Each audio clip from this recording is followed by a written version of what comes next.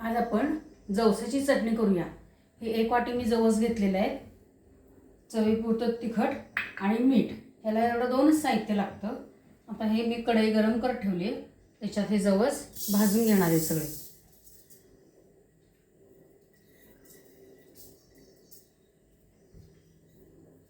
आता हे जवस गरम झाले की नाही, भाजायला लागले त्याचा आवाज येतो आणि थोडेसे उडायला लागतात ते तिळासारखे।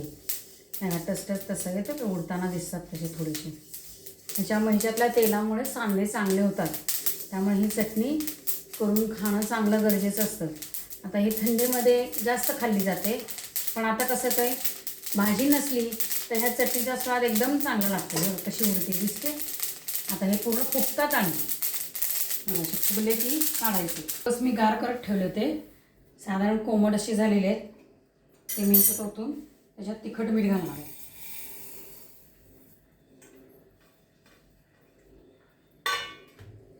गरम ह्याच्यात जर तिखट ओतलं ना तर त्याचा वास छान येतो।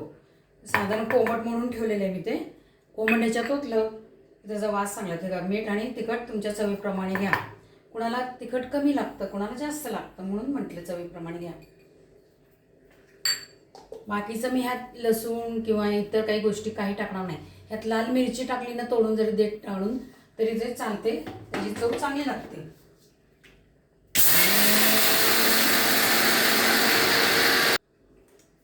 हे बघा मस्तपैकी चटणी झालेली आहे जवसाची।